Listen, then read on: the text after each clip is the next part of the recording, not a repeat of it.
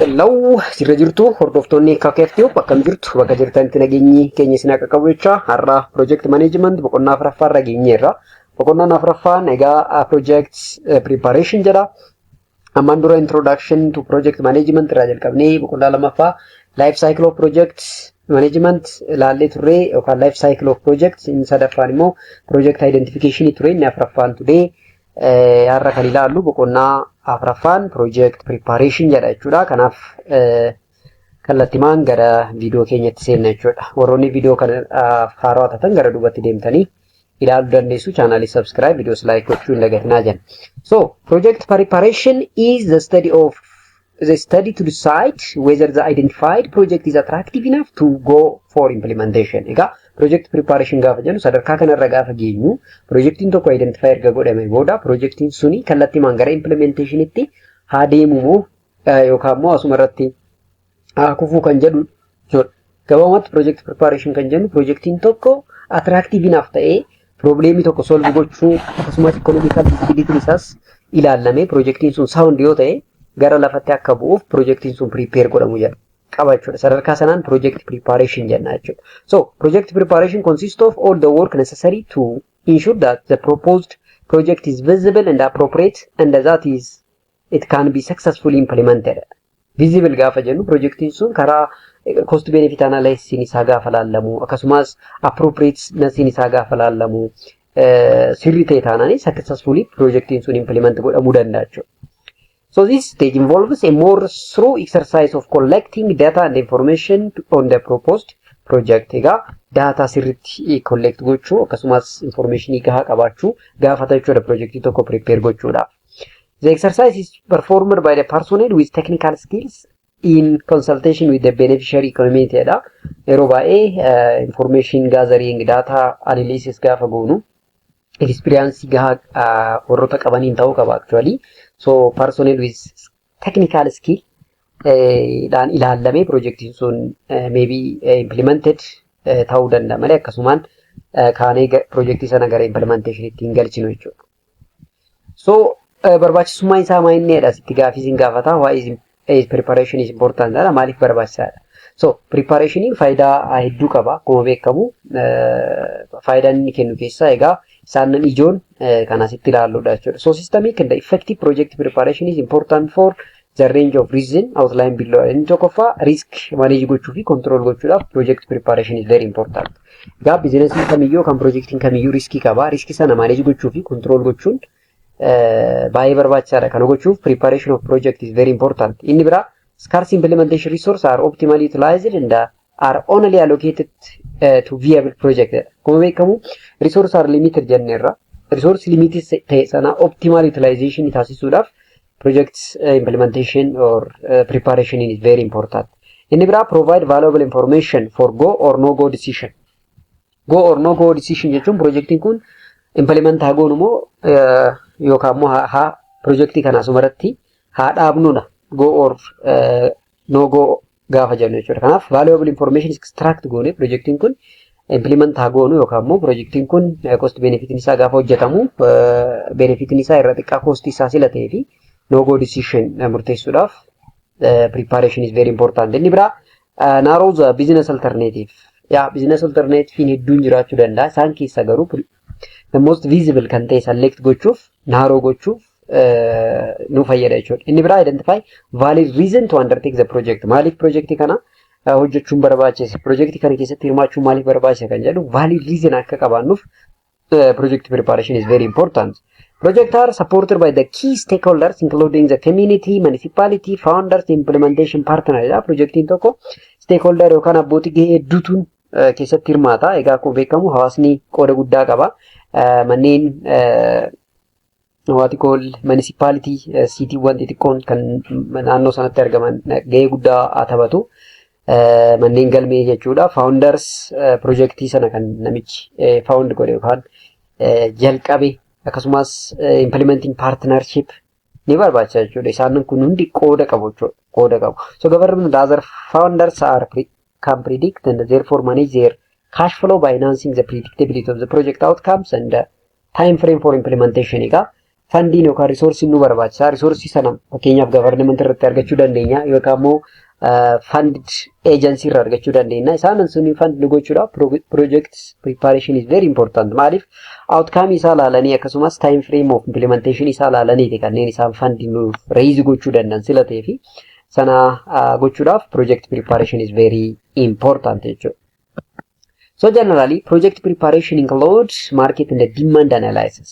Maal barbaada naannoon solution nuti solve gochuu barbaanne kuni maayinni barbaadamti isaa magaalaa keessatti maal fakkaata kan jedhu demand analysis gochuudhaaf project preparation is very important. Inni biraa raw material supply study nu barbaachisa. Projectii tokko gaafa jalqabnu resource jiraachuu isaa, supply jiraachuu isaa qo'annaa gahaa taasisuu qabna. Technical and the location as well as site analysis hojjechuu qabna. Eessatti project kana implement gochuu barbaanna kan jedhu beekuun nurraa eegama. Technical ability nuti qabnu immoo project sana galma gahuudhaaf maal fakkaata kan jedhu beekuun baay'ee barbaachisaadha. Akkasumas environmental impact assessment hojjechuu qabna. Naannoodhaaf bu'aan inni qabuu fi impact inni naannoo irratti geessisu maal fakkaata kan jedhu sirriitti ilaalamuu qaba. Raw material supply study, technology selection, financial and economic analysis as well as organizational and human resource, HR or manpower or labor capital qabaachuu dhabu keenya economical visibility isaa ilaaluudhaan economiin projectii sana galmaan geessuuf qabnu maal fakkaata, financial resource keenya maayinni, technological selection keenya maal fakkaata kan jedhu hunda sirriitti ilaalleeti projectii tokko kan prepare goonu jechuudha. So market and the demand analysis gaafa jennu market and the demand analysis conduct to know about the market share that the proposed project will enjoy and the aggregate demand for the projects or product or service. Egaa yeroo kamuu projectiin tokko kan hojjetamu yoo societal benefit or societal problem solve kan godhu yoo ta'e kana jechuun market share isaa maal fakkaata akkasumas aggregate demand isaa barbaadanti isaa maal fakkaata kan jedhu beekuun baay'ee murteessaadha. This analysis help management determine if they can successfully enter the market and generate enough profit to advance their business operation. Egaa projectiin tokko oolachuu profit generate gochuudhaaf organizationin tokko projectii kan hojjetu yookaan immoo individualin tokkos projectii wayii kan hojjetu even if social benefit kennuu osoo ta'uyyuu yookaan social service kennuu osoo ta'uyyuu keessa isaatti garuu projectii gahaa amana profitii gahaa argachuu hin jira jechuudha. So profitiin nuti argannu baasii nuti baafnu ol yoo ta'e projectiin suni dhaabbachuu qaba jechuudha. Kanaaf projectii sana irraa benefitiin nuti argannu maalii kan jedhu sirriitti qo'atamuu qaba jechuudha.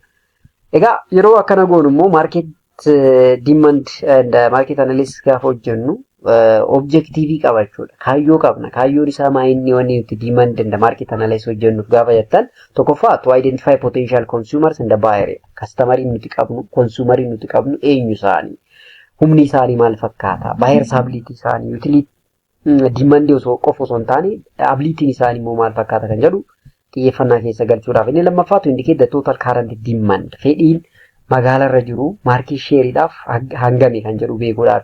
To identify the pattern of demand temporarily as well as geographically. Yes, geographically demand pattern maal fakkaata, naannoo kamitti projectiin keenya kan barbaadamuu fi kan jedhu ilaaluu qabna. To know the customer willing to buy, to pay for the proposed service in the product. Projectii sanaan oolachuu service fi product wayiidha kan nuti customeriidhaaf kenninu.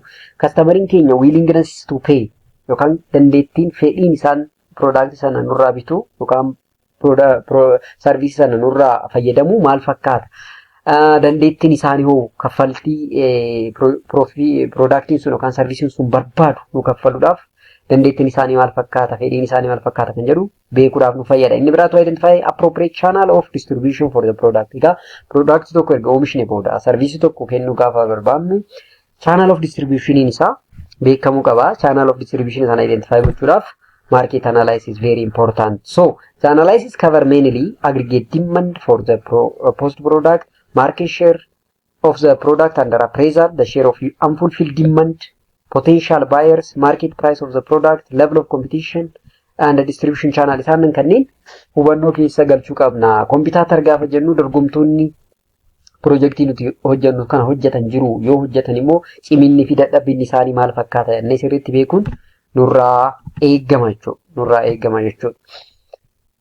Egaa kana gaafa goonu source of information qabaachuu qabna. What are the source for market related information? Eessa arganna information? So collection of secondary data irratti xiyyeeffanna yeroo baay'ee fakkeenyaaf source of secondary data jennuun national sample survey report ta'uu danda'a, census ta'uu danda'a, plan report ta'uu danda'a, statistical abstract ta'uu danda'a, economic survey industry potential report ta'uu danda'a, various agency website of industry association, website of relevant ministry of the country ta'uu danda'a, and other available information from public domain ta'uu danda'a. Karaa adda addaatiin secondary data argachuu dandeenya. Secondary data sana fayyadamneeti market as well as demand analysis kan hojjennu. Inni biraa immoo conducting market survey maallaqa ramannee nutu conduct gochuu dandeenya, research hojjechuu dandeenya jechuudha market survey kanaaf. Kanaaf karaa adda addaatiin information argachuu dandeenya. So the key step in market and demand analysis are as follows jedha. Step 1 nuti follow goonu immoo jira. Fakkeenyaaf situational analysis, gathering secondary data, conduct of market survey or primary data, market classification, demand forecasting and market planning hojjenna jechuudha. Step 1 nuti follow goonu isaan nan kanneen jechuudha. Egaa situationii jiru analyze gochuun nurra jira. Sana booda secondary data moo primary data gather gochuu dandeenya kan jedhu erga beeknee booda secondary data keenya gather goona isaan qufuu baanne immoo conduct market research or primary data keenya gather gochuu deemna. Karaa biraatiin marketii keenya classify gochuu qabna. Demand jiru immoo forecast goone marketii keenya based on that demand forecasting plan gochuu danda'u qabna jechuudha. Inni biraa raw material and the supplies study dha. Concerned with defining the material and the supply requiring, specifying their properties, setting up their supplying program. Kana identify gochuu qabna. Raw material nu barbaachisu maayinni project kanaaf eessa arganna? Supplieroonni keenya eenyu faadha? Supplier efficiency isaanii immoo maal fakkaata? Humni dhiyeessuu isaanii akkami kan jedhu specify goonee beekuu qabna. Inni biraa base for the selection of material and the input is in the demand analysis and the production program, the finally plant capacity dha. Plant capacity jechuun project capacity jechuu isaati. Dandeettiin projectiin keenya humni oomishuu isaa maal fakkaata kan jedhu irraa depend ta'aniiti kan nuti raw material select kan goonu jechuudha. Akkasumas demandiin isaa maal fakkaata, dhiyeessiin isaa large volume barbaada moo volume isaa xiqqaadha kan jedhu sanarra hundoofneeti kan nuti raw material select kan goonu jechuudha. So, supply marketing, cost minimization, risk minimization or reliability of supplier and relation with supplier. So, yeroo baay'ee yaa supply marketing keenya gaafa xiyyeeffannu cost minimization edha. Cost gaafa jennu egaa cost of raw material ta'uu danda'a, cost of transportation ta'uu danda'a. Akkasumas cost of maintenance ta'uu danda'a. Isaan kanneen sirriitti minimize gochuu qabna. Input cost can be reduced by selecting appropriate supplier and by choosing the proper volume and the frequency of the order. Now, based on this, we can minimize the cost of supplier as well as the cost of frequency of orders. Isaan kanneen minimize gochuu qabna jechuudha. Inni biraa risk minimization edha. Businessiin kamiyyuu yookaan projectiin kamiyyuu riskii qaba. Riskii minimize goonu keessaa tokkoffaa reliability of supplier keenya jechuudha. So reliability with regard to quantity, quality, decline, price is significantly for the entire manufacturing process. Kana jechuun supplieroonni keenya raw material qulqullina qabu. Akkasumas quantity nuti barbaannu fi guyyaa nuti barbaannu price madaalamaa yookaan gatii madaalamaadhaan nu dhiyeessuu isaanii sirriitti beekuu qabna jechuudha. Booda risk keessa akka hin galle kana minimize gochuu qabna. Inni biraa relation with supplier, establishing smooth and productive relation with supplier, building a maximum bargaining power. Yeah. Smooth relationship isaa wajjin qabaachuu qabna dirqama kun. Supplieroota keenya wajjin hariiroo nuti qabnu gar malee smooth ta'uu qaba. Akkasumas dandeettiin bargaining powering keenyas akkasumas maximize ta'uu qaba.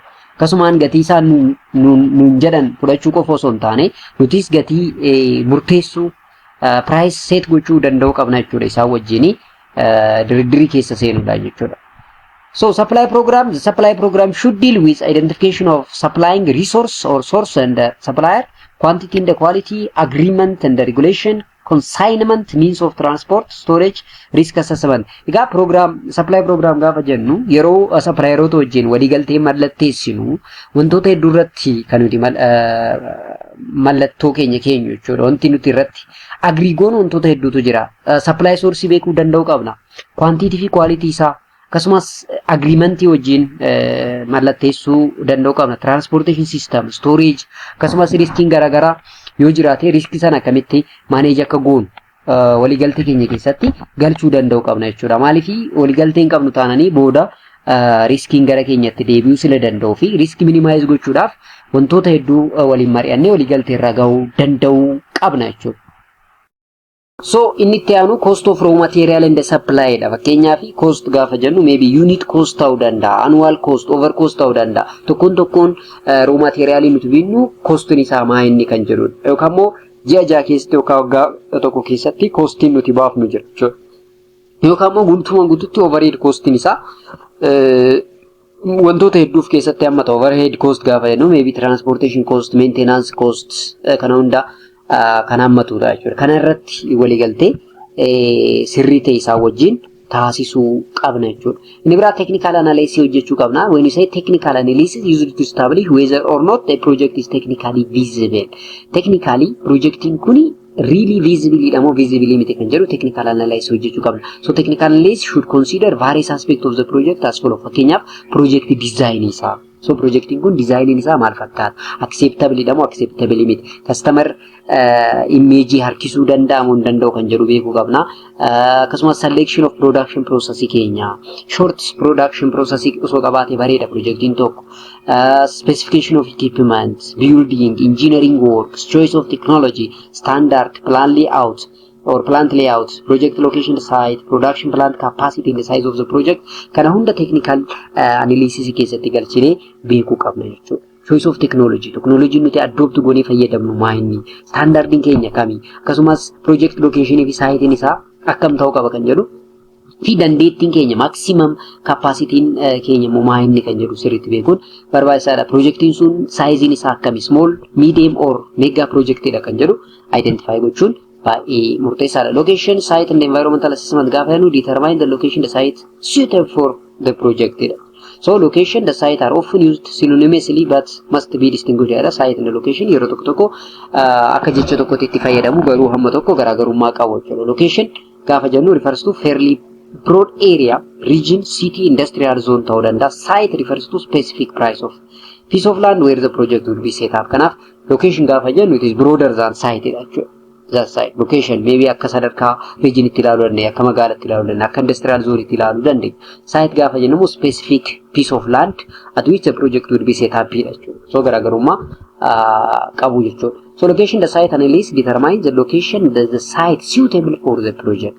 So iddoon mijataa projectii kana ittiin hojjennu eessa kan jedhu sirriitti beekuu qabna. Location, the site are often used dha kun barreeffuu ilaalle.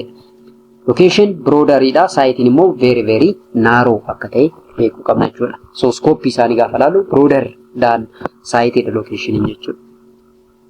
Inni biraa requirement to be analyzed, to be identified, location analysis tokkoffaa natural environment. Yes, requirement qaba jechuudha.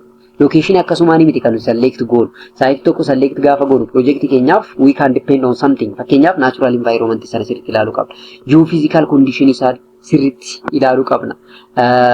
Transportationaaf mijataadha moo mijataa miti. Hawaasni naannoo sana kan jiru maal barbaada kan jedhu sirriitti beekuu qabna. Lafa tabbaati moo lafa diriiraa, bishaan jira moo bishaan hin jiru kan jedhu wantoota hedduu ilaaluu qabna. Akkasumas raw material availability akkami. Meeshaan nuti barbaadu meeshaan dheedhiin ni argama moo hin argamu. Akkasumas meeshaa qofa osoo hin taane immoo laboring keenya skilled moo unskilled argama moo hin argamu kan jedhu beekuu qabna. Incentive and restriction, government plan policy, yes, kaayyoon yookaan karoorri mootummaa naannoo sanatti qabu maa inni, poolisiin mootummaan naannoo sanaaf qabu maal fakkaata kan jedhu sirriitti beekuun nurraa eegama. Infrastructure service, daandii, bishaan akkuma jennu ibsaa sirriitti hubannoo keessa galchuu qabna. Urbanization, the literacy kana hunda hubannoo keessa galchineeti kan nuti locationii tokko select goonu malee akkasumaan waan nuti toleef qofa select hin goonu jechuudha. So in selection of location you should consider the availability of raw material and input, proximity to raw material, the center of consumption, existence of basic infrastructure facilities. Especially isaan sadiin kun baay'ee murteessa. Raw material jiraachuu dhabuu isaa ilaaluu qabna. Raw material suni projectii keenya yookaan locationii yookaan site projectii keenyaaf dhiyeenyi isaa maal fakkaata, proximity isaa akkasumas infrastructurein gahaan, ifaan, daandiin, bishaan jiraachuu isaa sirriitti beekuu nurraa eegama jechuudha. So optimal location is where the total cost, raw material, transportation cost plus production cost plus distribution cost for final product is minimum. Egaa optimal location gaafa jennu the one that have minimum cost jechuudha. Minimum cost in terms of raw material, transportation cost, production cost, distribution cost, final product cost isaan hundi isaaniitu minimum ta'uu qaba jechuudha. So resource based project like home, cement plant or steel mill should be located close to the source of basic raw material like limestone in case of cement plant and iron ore in case of steel plant. Keenyaaf warshaa simintoo dhaabuu barbaanne akkasumas warshaa qorqorroo oomishuu barbaanne dirqama warshaan suni bakka resourcein jirutti kan inni dhaabbatu qabu jechuudha. Fakkeenyaaf limestone gahaan jiramoo hin jiru kan jedhu beekuu qabna simintoo paanfaa warshaa simintoo tokko dhaabuudhaaf jechuudha. Iron ore gahaa jiraachuu dhabuu isaa beekuu qabna warshaa qorqorroo dhaabuudhaaf jechuudha. Kanaaf resource based project yoo ta'e raw material irratti xiyyeeffachuun baay'ee barbaachisaadha jechuudha. Ni biraa project based on imported material may be located near port. Projectiin keenya irra caalaa kan xiyyeeffatu import export irra yoo ta'e gara near portitti ta'uu qaba jechuudha. Transport cost minimize gochuudha. Kanaaf based on the type of projects the optimal location can also be different jechuudha. Garaagarummaa qaba. Site selection, the main consideration site tokko gaafa select consideration nuti keessa hubannoo keessa galchuu qabnu tokkoffaa cost of land. Gatiin lafa ittiin binnu yookaan kireeffannu meeqa akka ta'e beekuun nurraa eegamaa. Inni biraa site preparation cost site sana mijeessinee plantiin barbaannu irratti dhaabuudhaaf yookaan industrii irratti barbaannu dhaabuudhaaf gatiin nu baasisu beekuu qabna. Cost of utility line extension gaafa jennu fakkeenyaaf ibsaa dirsuun nurra jiraachuu danda'a, daandii baasuun nurra jiraachuu danda'a, akkasumas bishaan galchuun nurra jiraachuu danda'a. Kanaaf gatiin isaanii maal fakkaata kan jedhu beekuudha. Environmental consideration, size and the shape of available area, akkasumas suitable for future extension gara fuuldura dhaabbanni keenya babal'achuu yoo barbaade extend gochuudhaaf lafti haalli qilleensaa seerri naannoo sanaa maal fakkaata kan jedhu mijataa akka ta'u gochuu qabna. Proximity to center of consumption, market orientation. Yes, product tokko erga oomishni booda egaa dirqama gara konsumeriitti gaafa dhiyeessinu konsumeriin naannoo sana jiraachuu qaba, gara magaalaatti dhiyaachuu danda'u qaba jechuudha. So site selection is very important in project management. Egaa project tokko manage gochuudhaaf site selectionis akkasuma baay'ee barbaachisaadha. Infrastructure, facility, transportation network, house power supply, available labor in the area, socio-economic factors, distance to seaport, import export. Dhaaf seaport irraa geejjibni galaanaa kan jiraatu yoo ta'e geejjiba galaanaaf hammam dhiyaatu kan jedhu beekuun baay'ee barbaachisaadha jechuudha gaafa site selection gaafa goonu projectii tokko. The cost estimate at the site are acquisition of land, tax, legal expense, site preparation, development. Gatiin guddaan nuti yeroo baay'ee site select gaafa goonu baafnu tokkoffaa laandii argachuudhaaf, inni biraa taaksiidhaaf, inni kaan immoo legal expense garaagaraa jira. Kan biraa immoo site sana prepare gochuu fi develop gochuudhaaf maybe cost nuti baafnu jira. Kanaaf cost sana estimate gochuu danda'u qabna dura gara projectii sana osoo hin seeniin jechuudha. Inni biraa environmental impact assessment kan jennutu jira.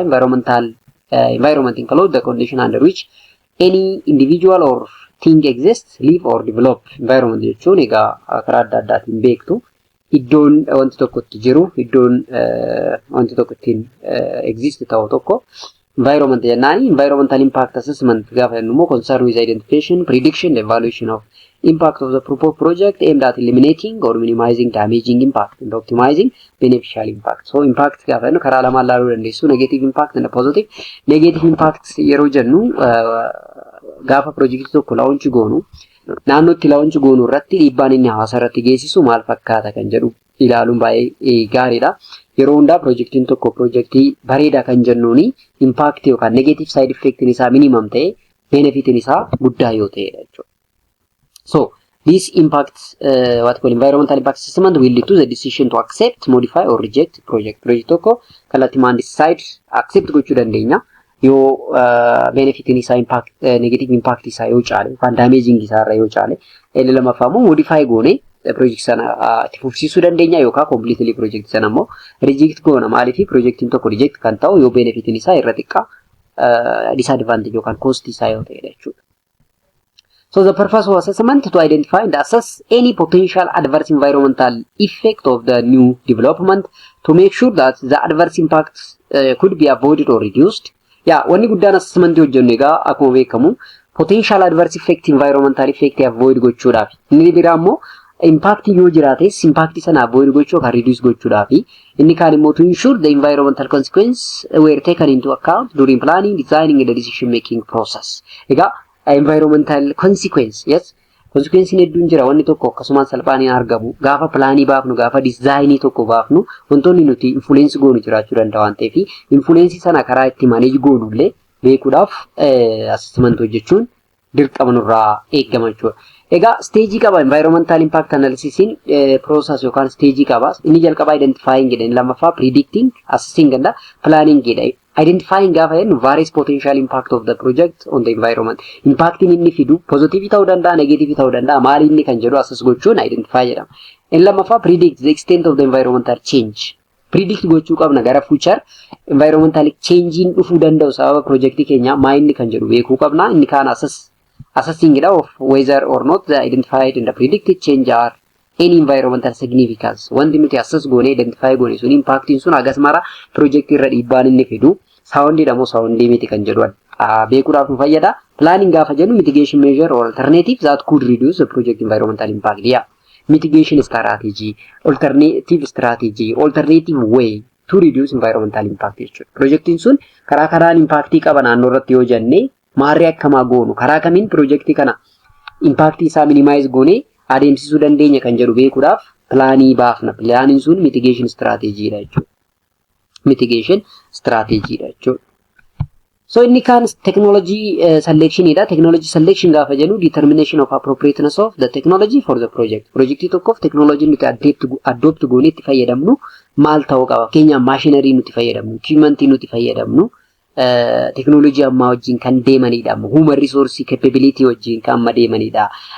Beekumsa labor nuti qabnuun kan adeemsifamanidha moo akkamii kan jedhu beekuun baay'ee barbaachisaadha. Local condition yookaan environmental condition isaan barbaadan immoo maa inni kan jedhu iddoon ittiin assess goonudha technology selection gaafa jennu. So the factors should be taken into consideration are as follows. Tokkoffaa the project ability to utilize local resource, its wider application, consider easily adaptable technology. Amma technology gaafa dhufu salphumatti kan technology ittiin madaqu ta'uu qaba jechuudha projectiin keenya. Inni biraa sustainability itti fufiinsa qabamoon qabuudha projectiin keenya. Reliability isaa maal fakkaata? Implementer and the beneficiary ability to operate choosing technology. Implementer or beneficiary gaafa jennu human resource nuti qabnu projectii yookaan technology sana kan nuti select goone sana implement gochuu fi benefit isaarraa render gochuudhaaf dandeettiin trainingiin gahumsi skilliin isaan qaban ilaalamuu qaba. Inni biraa cost effectiveness of the chosen technology in comparison with alternative. Cost effectiveness isaa yes production capacity isaa ilaalamuu qaba jechuudha. Faktaroota kanneen hubannoo keessa galchuu qabna jechuudha gaafa industry way keessa galee technology way gaafa select goonu jechuudha. Inni kaan organizational and human resource kan jennuunidha. In general there are three basic types of organizational arrangement for implementing the project as possible. In tokkoffaa functional organization kan jennuudha. Inni lammaffaa projectized organization kan jennuudha. Inni sadaffaa matrix organization. Functional organization gaafa jennu this involves the use of existing structural line within an organization. This structure is suitable for small project where coordination across functional line is liable to less problematic. Kana jechuun dhaabbatuma sana keessatti structure jiru organizational structure jiru suni maal fakkaata jennee iddoo ittiin check goonuudha jechuudha. Yes, projectii xixiqqoo adeemsisuudhaaf coordinationing garagaraa functional unity adda addaa keessatti hojjetamuu danda'a. Yeroo sana problemii fiduu danda'a functional organization irratti kan jedhu beekuu qabna jechuudha.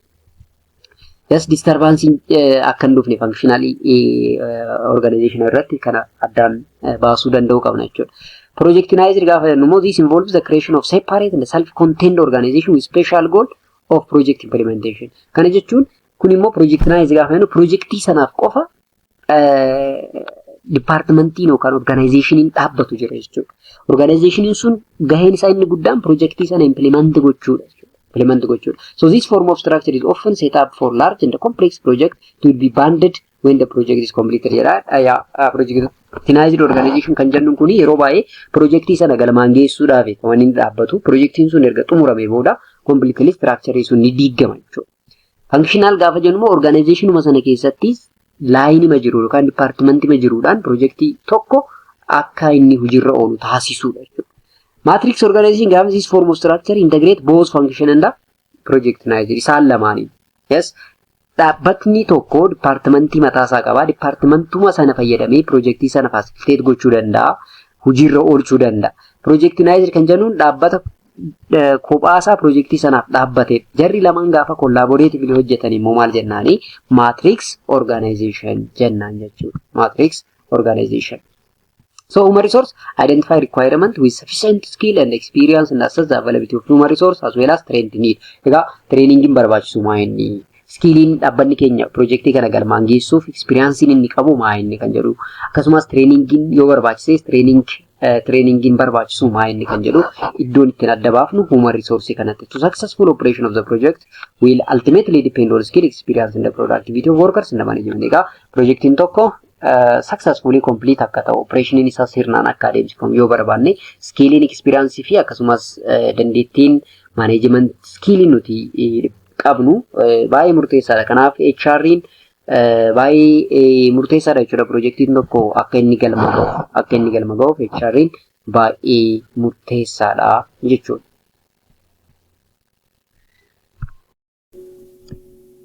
Egaa inni itti aanu financial and economic analysis dha. Egaa projectiin kamiyyuu gara lafatti bu'uudhaaf finance barbaada jenneerra. Egaa finance inni barbaadu analysis godhamuu qaba jechuudha. So financial analysis gaafa jennu is one of the analysis to be conducted in feasibility study and it is normally undertaken after the market and the technical analysis. Kanaaf projectii tokko egaa financial analysis gaafa jennu gaafa uumatti projectiin nuti launch gochuuf deemnu kuni profitiin isaa maal fakkaata? Resource inni fixuu danda'u, cost inni totally fixuu danda'u meeqa? Cost nuti baafne kanaaf immoo return on investment nuti argannu meeqa? Inni iddoo ittiin analyze goonu jechuudha. So objective isaa inni guddaani to determine the financial visibility of the project. Yes, the financial visibility gaafa jennu projectiin tun osoo cost hammana baafne profitiin argannu immoo kana waan caalu fi yes this project is visible kanaaf amma feene financially ratti osoo resource keenya launch goone yookaan immoo dhangalaafne booda nu baasa jennee iddoo ittiin qo'annoodha jechuudha. So this analysis determine if the project is profitable investment especially for an individual or agencies undertaking the investment. If it is not profitable then it will be financially prudent to consider alternative investment to maximize the use of capital and other resources. Egaa projectiin sun kan nuun baafne yoo ta'e profitable kan hin taane yoo ta'e maallaqa keenya projectii sanarra baasurraa karaa biraa iddoo ittiin maallaqa keenya invest goone kapitaala keenya itti maximize goonu barbaaduu danda'u qabna jechuudha.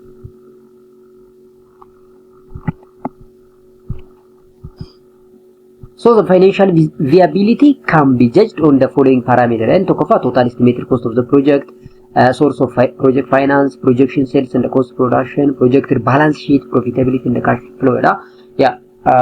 Viability projectii tokko judge kan godhamu kan murteeffamu akkuma jenne total estimated cost inni xumururraa akkasumas source of project finance sanarraa sales projection keenya akkasumas cost of production irraa hundoofne projectii tokko launch gochuu dandeenya yookaan immoo kuffisuu dandeenya jechuudha. Cost gaafa jennu conceptually cost of project represent the total of all item of outlay associated with the project. This is sum of the outlay of the following jedha.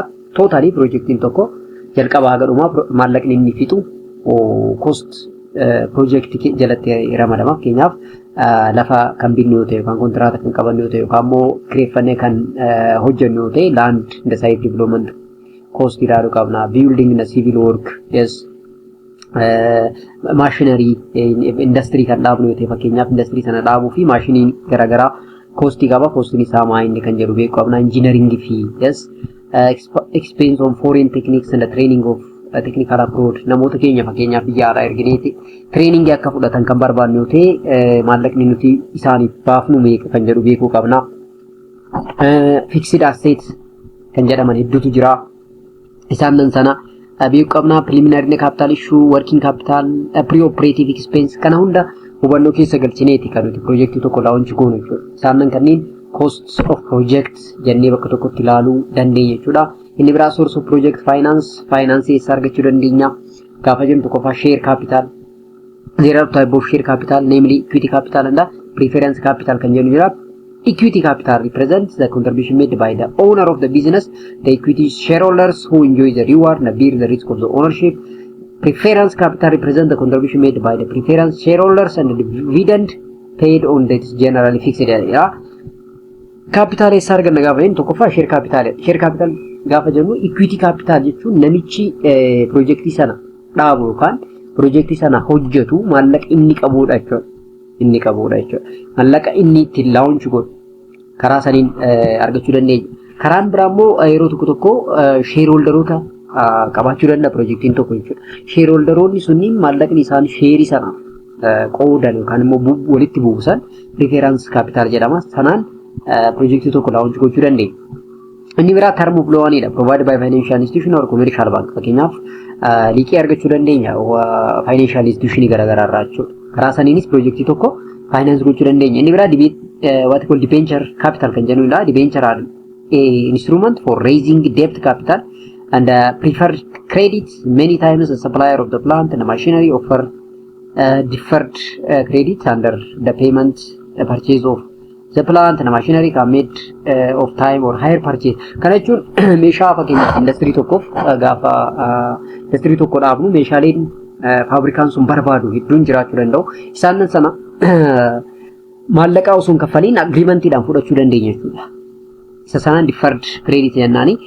Incentive source, the government and its agency may provide financial support as an incentive for the setting up industry. Fakkeenyaaf incentive source gaafa fakkeenyaaf mootummaan nu deeggaruu danda'a. Projektii gaarii, projektii hawaasaa fayyadu yoo qabaanne projektii sanaaf meebii maallaqa fund gochuu danda'a, fund raising gochuu danda'a. Karaa kanaanis projektii tokko launch gochuu ni dandeenya jechuudha. Projection of sales and the cost gaafa jennu projected sales gaafa jennu typically starting point for profitability projection is forecasting of sales.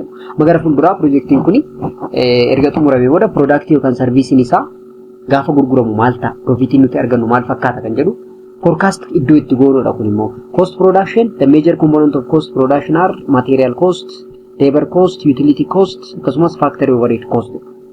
So raw materialidhaaf gatiin ba'u jira, humna namaaf gatiin ba'u jira, akkasumas elektirikiidhaaf ta'uu danda'a, bishaaniif ta'uu danda'a, daandiidhaaf maallaqni ba'u jira. Utility cost kan jennudha. Factory overhead cost gaafa jennu egaa expense repairs and maintenance as factory tokko erga dhaabnee booda maintain gochuun jira, taksii kaffaluun jira, inshuraansii galuun jira. Isaan sanniiniif costiin ba'u overhead cost jennaani. Egaa costilee kanneen hubannoo keessaa iddoo ittiin galchinuudha. Inni biraa balance sheet, profitability, cash flow and the projection kan jennu jira. Given the estimate of sales revenue and the costs of production discussed above, at least if it is fair to provide the projected balance sheet, income statement and cash flow projection for the life of the project. Egaa dhaabbanni tokko erga dhaabbatee booda waggaa keessatti at the end of the year income statement isaa, balance sheet isaa maal agarsiisa jennee dhaabbanni sun maalirra akka jiru iddoo itti beeknudha jechuudha. Iddoo itti beeknudha. Isaan kanneen ilaallee projektiin sun itti fufiinsa qabamoo hin qabu kan jedhu murteessuu ni dandeenya jechuudha. Inni biraa financial evaluation dha. Payback period of the project, accounting rate of return, net present value, internal rate of return, profitability index. Isaan kunniin financially keenya what call evaluate iddoo itti goonudha. Fakkeenyaaf payback period gaafa jennu projektiin tokko erga launch godhamee booda maallaqni nuti projektii sana ittiin launch goonu kostii isaa deebisee profitii yoom nu kennaadha bakka payback gaafa jennu. Rate of return isaa akkasumas net present value isaa calculate ta'ee projektiin tokko itti fufu yookaan immoo bakkuma kanatti dhaabbachuu qaba. Gara fuulduraa yoo deeme daranuu kisaaraa keessa nu buusuu danda'a jennee iddoo itti murteessinudha jechuudha parameteroonni kunniin. They are mathematical calculation which can be used for the financial position of our project jechuudha. Financial position isaa beekuudhaaf kan nu fayyadanidha. Fakkeenyaaf profitability index gaafa jennu bu'aa qabeessummaan isaa hammami kan jedhu kan ittiin calculate goonudha jechuudha. Economic analysis, cost and benefit to be the society or to the nation due to the proposed project are considered in economic visibility. Na projectiin tokko cost benefit analysis. Yes. Maal jennee irraa reefu social cost benefit analysis kan jennu projektiin sun achitti dhaabbachuu isaatiin hawaasni maal fayyadama kan jedhu beekuu qabna jechuudha. Hawaasni garmalee fayyadamuu qaba. So hawaasni bu'aan inni argatu more bareeda ta'e taananii projectiin sun launch ta'e deemuu qaba jechuudha. So tax revenue, generation of the employment, foreign earning, saving, investment, distribution of income, such other factors differentiate economic visibility from financial viability. Economic aspect address the project's impact and the worthwhileness from the viewpoint of whole society. Economic aspect gaafa projectiin tokko karaa profitability qofaa ni miti kan inni ilaalamu hawaasadhaaf faayidaan inni kennu biyya tokkoof gumaachi inni gumaachu iddoo ittiin madaalamudha. So the government and the government agency calculate the economic indicators of the project before permitting the project or financing it jedha. Osoo ayyama projectii sana hin kennin dura mootummaan maal godha dhaabbata sana sirnaan laalee profitability isaa eega sirriitti ittiin amane booda projectii sana ayyama kennuu danda'a akkasumas finances nuuf kennuu danda'a jechuudha. Inni biraa political visibility dha. Political visibility or viability gaafa jennu the area or the country where project will be established is an important factor of visibility study. There are two types of politics to be considered. Internal and external politics are there. Internal gaafa jennu this is related with internal political stability. Second type is political is external related to regional political stability. Egaa political stability gaafa jennu projectii tokko gaafa dhaabnu internal politics isaa wal fakkaata. Dhaabbanni sun dhaabbata sana keessatti yookaan namoota projectii sana launch godhan keessattuu hariiroon isaan qaba maayinni kan jedhu sirriitti hubannoo keessa galuu qaba. Akkasumas naannoon projectiin sun itti dhaabbatu haalli nageenya isaa amansiisaadha moo amansiisaa miti kan jedhu hubannoo keessa galuu danda'u qaba jechuudha. Inni biraa stakeholder analysis kan jennudha. Stakeholder abbootii gahee warroota qaban jechuudha. Isaa kana stakeholder jechuun stakeholder analysis the process of identifying people, group, communities, institution who or which are liable to be affected in some way by proposed project. Stakeholder is a person or a group of people who have vested interest in success of the project and the environment in which the project operates. Generally namoonni qooda qaban projectii sana irratti jechuudha. Isaan sana sirriitti ilaaluun baay'ee murteessaadha. Hawaasa naannoo sana ta'uu danda'a, individual people ta'uu danda'a, group of individual ta'uu danda'a, institution or dhaabbanni garaagaraa ta'uu danda'a. Projectii sanaaf warroota interestii qaban akkasumas projectiin sun successful yoo ta'e immoo warroota faayidaa irraa render gochuu danda'anidha jechuudha. Project stakeholder warroonni jedhaman. So eenyu faadha gaafa jennu project sponsor, project team, supplier, end users, community, steering committee, customer, contractors, environmental agency, and functional manager including government jechuu dandeenya. Isaan kunniin warroota qooda qaban yookaan baaladirsaa akaalaat warroonni jennuun isaa Amaariffaani. So isaan kunniin analyze gochuun projectii tokko launch gochuun dura baay'ee barbaachisaadha. Egaa kana gochuun nurraa eegama jechuudha project tokko launch gochuun dura. Once these stakeholders have been identified, it's important to establish key information about them, such as their interest, potential impact, negative or positive, on the project, the relative importance of their interest. Yeah. Sirriitti erga identify goone booda interestiin isaanii maal fakkaata, potential impactiin isaan projectii kanarra qaban karaa negativitiin ta'uu danda'a, karaa positivitiin ta'uu danda'a maal fakkaata, relative importance of their interest. Yes. Interesting isaanii projectii sanaaf faayidaan inni qabu maa inni kan jedhu sirriitti beekuu qabna. Inni biraa influence and importance of stakeholder in terms of achieving project objectives should be considered. Key stakeholders are those who either have a significant influence over the project or who are important in terms of meeting project objective or both. Amma stakeholderoota sana keessallee key stakeholder warroonni jedhamantu jira jechuudha. Isaan kunniin warroota significant influence over the project warroota fiduu danda'aniiti. Projectiin sun akka galmaan ga'uuf objectives akka galmaan ga'uuf immoo qooda guddaa warroota taphachuu danda'anii jechuudha. So when dealing with the participation, it is important to determine their involvement in terms of inform, consult, partnership or control. So this is very important behind project preparation. Egaa chapteriin xiqqoo bal'aa ta'edha kuni sanaaf amma tokko irra deddeemne jechuudha. Kanaaf boqonnaan afuraffaa preparation of project kan jedhu kana fakkaata. Boqonnaan shanaffaa maybe project planning kan jedhudha. Barnoonni kun wanni nuti akkatti bal'ifnee hojjennuuf barattoota degree qofaaf osoo hin taane barattoota maastarsii warroota MBA barataniif project management warroota barataniif akkasumas koorsii related ta'e warroonni barataniif baay'ee isaan akka waan fayyaduuf deeply bal'ifnee hojjechaa jirra waan ta'eef barattoonni degree business management akkasumas business administration sirriitti carraa qabeessa jechuudha. Bifa kanaan bal'atee isin hojjetamuun isaa jechuudha. Kanaaf Chaaptarii shanaffaa yeroo biraa qabannee dhufna. Ammaaf chaaptarii kana xumurree jirra. Warroonni chaanalii keenya subscribe hin goone amma subscribe osoo hin goone baay'ina viidiyoo like godhaa. Barattoota yuunivarsiitii biraa jiraniif immoo share gochuu hin dagatinaa.